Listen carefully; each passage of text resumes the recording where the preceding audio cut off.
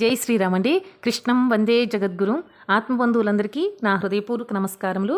భగవద్గీత ద్వితీయోధ్యాయము సాంఖ్యయోగము 51వ శ్లోకం నుంచి 60వ శ్లోకం వరకు. కర్మజం బుద్ధియుక్తా హి ఫలం త్యక్త్వా మనీషిణః జన్మబంధ వినిర్ముక్తాః పదం గచ్చంత్యనామయం. ఇదివరకు శ్లోకాల్లో అర్జునుడు ఈ విషాదయోగం ఏదైతే వచ్చిందో దాన్ని అర్జునుడికి వదిలిస్తూ స్వామి బోధ చేస్తున్నారు కదా. జ్ఞానయోగాన్ని అంటే సమబుద్ధితో యుద్ధం చేయి, అప్పుడు లాభమో నష్టమో గెలుపో ఓటమో అది భగవంతుడికి వదిలిపెట్టి నిష్కామ కర్మయోగాన్ని అవలంబించు అని ఇక్కడ ఈ శ్లోకం నుంచి కూడా సమబుద్ధియుక్తులైన ఈ జ్ఞానులు కర్మఫలములను త్యజించి జనన మరణ బంధముల నుండి విముక్తులయ్యేదరు. అంతేకాక వారు నిర్వికారమైన పరమపదమును పొందుదురు. ఎవరైతే సమబుద్ధితో అంటే సుఖదుఖ లాభ నష్ట గెలుపు ఓటములు సమబుద్ధితో స్వీకరించి ఆ కర్మ ఫలం ఏదైతే ఉందో దాన్ని కూడా త్యజించి అది భగవంతుడికి సమర్పించి తర్వాత ఏదైతే కర్మ చేస్తారో వారు విముక్తులయ్యేదురని చెప్పుచున్నారు. నిర్వికారమైన పరబ్రహ్మమును అంటే ఆ సాక్షాత్తు ఆ భగవంతుడిని మోక్షాన్నే పొందుదురని చెప్పుచున్నారు. తర్వాత యదా తే మోహ కలిలం బుద్ధిర్వ్యతి తరిష్యతి తదా గంతాసి నిర్వేదం శ్రోతవ్యస్య శృతస్య చ. యదా తే మోహ కలిలం అంటే మోహము అనడి ఊబి నుండి పూర్తిగా బయటపడినప్పుడే నీవు వినినా వినబోవు ఇహపరలోక సంబంధమైన ఈ సమస్త భోగముల నుండి కూడా వైరాగ్యమును పొందగలవు అంటున్నారు. అంటే ఈ భౌతిక ప్రపంచంలో జరుగుతున్న ఈ విషయాలన్నీ ఏవైతే ఉన్నాయో మనం వాటిని వింటూ వాటిలోనే కూరికిపోతే అది మోహము అనిడే ఊబి అంటున్నారంటే ఇదే శాశ్వతం అనుకుంటే అది మోహంతో మనం చేసే అజ్ఞానమైన పని. తర్వాత శృతి విప్రతిపన్నాతి యదా స్థాస్యతి నిశ్చలా సమాధావచలా బుద్ధి తదా యోగమవాప్స్యసి. నానా విధములైన మాటలను వినుట వలన విచిత్రములైన అంటే అయోమయనముకు గురి అయిన నీ బుద్ధి పరమాత్మయందు నిశ్చలముగా స్థిరముగా ఉన్నప్పుడే నీవు ఈ యోగమును పొందగలవు. అనగా నీకు పరమాత్మతో నిత్యమైన అంటే శాశ్వతమైన సంయోగము ఏర్పడును. నానా విధములైన మాటలు అంటే మనం ఈ వింటుంటాం కదా, ఒక్కొక్కరికి చెప్తారు. ఎవరికి తెలిసింది వాళ్ళు భగవంతుడి గురించి కానీ భౌతిక ప్రపంచం గురించి కానీ ఎవరికి తోచినట్టు వాళ్ళు చెప్తూ ఉంటారు. ఇప్పుడైతే ఇది యూట్యూబ్ పుణ్యమని ఇంకా ఆధ్యాత్మికంగా కూడా ఒక్కొక్క గురువు గారు ఒక్కో రకంగా ఎవరికి తెలిసింది వాళ్ళు చెప్పుతూనే ఉంటారు. అలా విన్నప్పుడు ఇదివరకు విన్న గురువుగారు ఒకటి చెప్పారు, ఇది ఒకటి చెప్పారని మనం ఎప్పుడైతే అయోమయానికి గురి అయ్యి ఇదంతా ఏమీ లేదు అని కొట్టిపారేయకుండా ఉండాలి అంటే ఆ బుద్ధిని పరమాత్మ యందు స్థిరముగా నిలబెట్టాలి. అప్పుడు నువ్వు స్థిరముగా బుద్ధి ఉన్నప్పుడు ఎవరు ఏం చెప్పుచున్నా మాటలు ఎవరి నుంచి ఏం వింటున్నా కూడా నీకు స్థిరమైన బుద్ధి ఉన్నప్పుడు అసలు ఆ యోగం ఏదో నీకు ఖచ్చితంగా అవుతుందని నీకు స్థిరం ఉన్నావు కదా, నీ బుద్ధి స్థిరంగా ఉంది కాబట్టి నీవు యోగాన్ని పొందగలవని చెప్పుచున్నారు. అప్పుడు పరమాత్మతో నీకు శాశ్వతమైన ఎప్పుడు సంయోగం ఆయన దగ్గరగా ఉండే సంయోగం ఏర్పడుతుంది అని చెప్పుచున్నారు. తర్వాత ఇవన్నీ విన్న తర్వాత అర్జున ఉవాచ అర్జునుడు అడుగుచున్నాడు, స్థిత ప్రజ్ఞస్య కా భాష సమాధిస్తస్య కేశవ స్థితదీహి కిం ప్రభాషేత కిమాసీత వ్రజేత కిం. ఇక్కడ అర్జునుడు అడుగుచున్నాడు, ఓ కేశవ, సమాధి స్థితుడై పరమాత్మ ప్రాప్తి నందిన స్థితప్రజ్ఞుని యొక్క లక్షణములు ఇవి.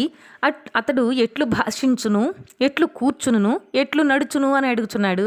ఇక్కడ అసలు ఈ క్వశ్చన్ అంటే ఈ ప్రశ్నలో అర్జునుడు ఎంతగా అడుగుచున్నాడు చూడండి, ఎంత గొప్ప ఉందో చూడండి. సమాధి స్థితుడేనంటే ఇవన్నీ సమబుద్ధి పాటించటం, భగవంతుడి యందే నిశ్చయాత్మక బుద్ధి కలిగి ఉండటం, ఎన్ని సమాధి స్థితుడు. అప్పుడు అలా సమాధి స్థితికి వచ్చిన ఆ పురుషుడు ఆ పరమాత్మ ప్రాప్తిని పొందుతాడు కదా. అప్పుడు ఆ స్థితప్రజ్ఞుడు అతని లక్షణాలు ఎలా ఉంటాయి, అతను ఎలా మాట్లాడతాడు, అతను ఎలా నడుచుచాడు, అసలు ఎలా కూర్చుంటాడని కూడా అడుగుతున్నారు అర్జునుడు. దానికి సమాధానంగా స్వామి శ్రీ భగవాను వాచ ప్రజహాతి యదా కామాన్ సర్వాన్ పార్థ మనోగతాన్ ఆత్మన్యేవాత్మనా తుష్టః స్థితప్రజ్ఞస్తజోచ్యతే. భగవానుడు చెప్పుచున్నాడు, ఓ అర్జున, మనస్సునందని కోర్కెలన్నీ కూడా పూర్తిగా తొలగిపోయి ఆత్మ ద్వారా ఆత్మయందు సంతుష్టడైన వానిని అనగా పరమాత్మ సంయోగం వలనే ఆత్మానందమును పొందిన వానిని స్థితప్రజ్ఞుడు అందురు.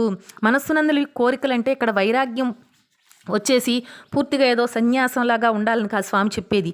నువ్వు ఎందులో ఉన్నా, నువ్వు ఎక్కడ ఉన్నా కూడా నీకు కోరికలు కలుగుతున్నప్పుడు దాన్ని కనిపెట్టుకుని ఇది అవసరమైనదా, ఇది అవసరం కానిదా, దీనివల్ల నాకు ఏమిటి అని నన్ను అసలు ఇది భగవంతుడి దగ్గరగా తీసుకువెళుతుందా ఈ కోరిక అని ఇలా ఆలోచించుకొని ధర్మమైన కోరిక ఏదైనా కోరుకోవచ్చు. ఒక భార్యకి ముత్తైదువుగా వెళ్ళిపోవాలనుకోవడం, అది భర్త యోగక్షేమాలు కోరుకోవటం అది తప్పు కాదు కోరిక.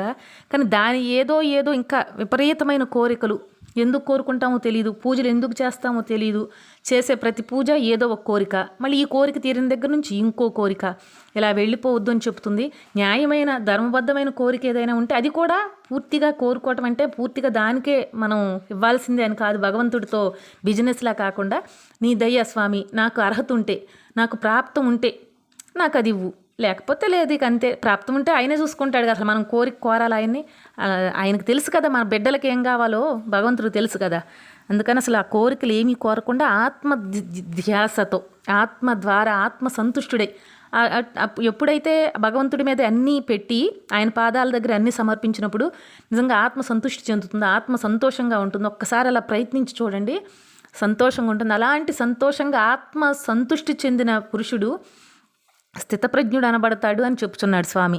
ఇంకా దుఃఖేష్వనుద్విగ్నమనః సుఖేషు విగత స్పృహ పీతరాగ భయక్రోధ స్థితధీర్మునిరుచ్యతే. దుఃఖములకి కృంగిపోనివాడు, అలాగే సుఖములు కలిగినప్పుడు పొంగిపోనివాడును, ఆసక్తిని భయక్రోధములను వీడినవాడును అయినట్టి మననశీలుడు అంటే ముని, మననశీలుడినే ముని అంటారు. అతను స్థితప్రజ్ఞుడు అనబడుచాడని చెప్తున్నా. అంటే మనం దుఃఖం కలిగినప్పుడు ఏదైనా కష్టం వస్తే అయ్యో అని గుండెలు బాదుకుంటూ, ఏదైనా సుఖం వస్తే అసలు నా అంతటి వాడి లేడని అహంకారం చూపిస్తూ, ఇవి రెండు కూడా కరెక్ట్ కాదు. అలా ఉంటే అసలు ఇక మళ్ళీ భౌతిక ప్రపంచంలోనే మనం పడిపోతాము. అవి రెండింటినీ కూడా వదిలి, ఇది సుఖం వచ్చినా శాశ్వతం కాదు, దుఃఖం వచ్చినా కూడా శాశ్వతం కాదు. అలాగే దాని యందు భయం కానీ ఇంకా క్రోధం కానీ ఇవన్నీ కూడా వదిలిపెట్టి మననశీలుడు, మనస్సుతో ఇవన్నీ కూడా ఈ ప్రకృతి ధర్మాలుగా జరుగుచున్నాయని గ్రహించిన వాడే స్థితప్రజ్ఞుడు అనబడును అని చెప్పుచున్నాడు. తర్వాత సర్వత్రా న బిస్నేహ తతతు ప్రాప్య శుభాశుభం నాభినందతి నద్వేష్టి తస్య ప్రజ్ఞా ప్రతిష్ఠిత. దేని యందును మమాసక్తులు లేనివాడును, అనుకూల పరిస్థితుల యందు హర్షము, ప్రతికూల పరిస్థితుల యందు ద్వేషము మొదలగు వికారములకు లోనికాడువాడునగు పురుషుడు స్థితప్రజ్ఞుడనబడును. దేని యందు మమాసక్తులు, ఇది నాది, నేను కూడబెట్టుకోవాలి, నేను సంపాదించుకోవాలి, ఇంక ఎంతో, ఇక నేను అవతలి వాడిని తొక్కేయాలి, ఇలా అన్నీ కూడా ప్రతికూలమైన ఎప్పుడైతే మనకి ఇలాంటి కోరికలు వస్తాయో అప్పుడు ప్రతికూలమైన పరిస్థితి ఎన్నో చేసేస్తాము. అలా మమాసక్తులు విడిచి ఇది నేను చేసే ప్రతిదీ కూడా భగవంతుడు నాకు ఏదైతే నియమించాడో దాన్నే చేస్తున్నా అనే భావంతో చేస్తూ ఈ ప్రతికూల పరిస్థితులు అయినా సరే, అనుకూల పరిస్థితులు అయినా సరే కూడా దేని యందు కూడా వికారం పొందకుండా ఉండి ఎలా ఉంటాడో అతడే స్థితప్రజ్ఞుడు అనబడునని చెప్పుచున్నారు. యదా సంహరతే ఛాయం కూర్మోంగానీవ సర్వస్యః ఇంద్రియాణీంద్రియార్థేభ్యః తస్య ప్రజ్ఞా ప్రతిష్ఠిత. తాబేలు ఎలా అయితే తన అంగములను అన్ని వైపుల నుండి కూడా లోనికి ముడుచుకున్నట్లుగా ఇంద్రియములను, ఇంద్రియార్థముల అంటే ఇంద్రియ విషయాలు, ఏ విషయం అయితే ఇంద్రియం అనుభవిస్తుందో దాన్ని అన్ని విధములా కూడా ఉపహరించుకొని పురుషుని యొక్క బుద్ధి స్థిరంగా ఉన్నట్లు భావింపవలను. ఇలా ఇప్పుడు ఈ స్థితప్రజ్ఞుడి బుద్ధి స్థిరంగా ఉందని ఎలా అంటే, ఈ తాబేలట తన అంగములన్నీ ఎవరైనా చెప్పడితే చాలు లోపలికి ముడుచుకుంటుందట. అట్లా మనం కూడా మన ఇంద్రియాలని అంటే కన్ను, ముక్కు, నోరు, మనసు ప్రతిదాన్ని అనుభవిస్తూ ఉంటుంది కదా. ఆ విషయాలన్నీ, ముక్కుంది వాసన వస్తుంది, అది పీల్చుతుంది, అది దాని ధర్మం అంతే. దాంట్లో ఇంకో లీనమైపోయి ఆ వాసన ఏదో మంచి వాసన వస్తుంది, అది నాకు కావాలని పరితపిస్తే అది మళ్ళీ మనం ఇంద్రియ విషయాన్ని అనుభవిస్తున్నట్లే. అలాగాదు, దాని ధర్మంగా అది పీల్చుకుంది, తర్వాత దాన్ని వదిలేయటమే. అట్లా ఉంటే అలాంటి పురుషుడు అలా ఉండగలిగి ఆ విషయాలని గుర్తించి వాటిని నిగ్రహించుగా ఉండగలిగే మనిషి కూడా ఇక్కడ స్థితప్రజ్ఞుడు అన్నట్లు చెప్తున్నారు. ఇంకోటి ఏంటంటే, ఇక్కడ తాబేల్ని మనం ప్రతి ఒక్కళ్ళం కూడా ఇంట్లో పెట్టుకుంటాము తీసుకొచ్చి. అసలు దానికి అర్థం ఏంటో తెలుసుకొని తాబేలు ఉంటే చాలు మంచిది, తాబేలు వస్తే చాలు మంచిదని ఆరాటపడకుండా అసలు తాబేలు వల్ల మనం ఏమి నేర్చుకోవాలో, తాబేలు వల్ల మనకి ఏమి సందేశం ఇచ్చాడో భగవంతుడు, అది కూడా గమనించుకోండి. తర్వాత విషయా వినివర్తంతే నిరాహారస్య దేహినః రసవర్జ్యం రసోప్యస్య పరం దృష్ట్వా నివర్తతే. ఇంద్రియముల ద్వారా విషయములను గ్రహింపని వాని నుండి ఇంద్రియార్థములు మాత్రము వైదొలుగును, కానీ వాటిపై ఆసక్తి మిగిలియుండును. స్థితప్రజ్ఞునకు పరమాత్మ సాక్షాత్కారమైనందువలన వాని నుండి ఆ ఆసక్తి కూడా తొలగిపోవును. ఒకవేళ నువ్వు ఎంత స్థిరంగా ఉన్నా, ఎంత నిబ్బరంగా ఉన్నా కూడా ఆ ఇంద్రియములు ఎప్పుడోకప్పుడు నిన్న ఆ విషయ వాసనల మీదకు లాక్కుంటాయి. కానీ అలాంటప్పుడు మళ్ళీ నువ్వు ఎలా బయటపడతావు అంటే కూడా భగవంతుడు యందే, పరమాత్మ సాక్షాత్కారం నందే స్థిరమైన చిత్తంతో ఉంటే అప్పుడు అతన్ని ఆ ఇంద్రియ విషయములు ఏమీ చేయలేవు, ఆ ఆసక్తి చిన్నగా తొలగిపోతుంది అని కూడా చెప్పుచున్నారు స్వామి. యతతో హ్యపి కౌంతేయ పురుషస్య విపచ్చితః ఇంద్రియాణి ప్రమాధీని హరంతి ప్రసభం మనః. ఓ అర్జున, ఇంద్రియములు ప్రమథనశీలములు. మనుష్యుడు వాటిని నిగ్రహించుటకు ఎంతగా ప్రయత్నించినను ఆసక్తి తొలగిపోనంత వరకును అవి అతని మనస్సును ఇంద్రియార్థముల వైపు బలవంతముగా లాగుకొని పోవుచునే ఉండును. అంటే ఇంద్రియములట ప్రమదనశీలం, అంటే ప్రతిదాన్ని దాన్నే ఎప్పుడు కూడా ఆలోచిస్తూ ఉంటాయి. అప్పుడు మనిషిని వాటిని నిగ్రహించాలి. అది గ్రహించుకొని వాటిని నిగ్రహించకపోతే మళ్ళీ కూడా ఆ విషయం మీద ఆసక్తి పోకపోతే అవి మళ్ళీ ఇంద్రియాలు లాక్కుపోతాయి బలవంతంగా అని చెప్పుచున్నారు. ఇక్కడ భగవంతుడు చెప్పే ప్రతి ఒక్కటి కూడా మనం ఆచరణలో పెట్టుకోగలగాలి. అందుకే ఈ భగవద్గీత రోజు పారాయణ చేయాలి. రోజు చేస్తే రోజుకొక విషయం, అదే శ్లోకంలో అదే అర్థంలో రోజుకొక అర్థం మనం ప్రవర్తించే ప్రవర్తనలో, మనం నడుచుకునే విధానంలోనే మనకు స్ఫురిస్తూ ఉంటుంది. ఇదే శ్లోకాన్ని రేపు మళ్ళీ చదివితే రేపు మన మనస్సుకి మన బుద్ధికి ఇంకా లోతుగా విషయం అర్థమవుతుంది.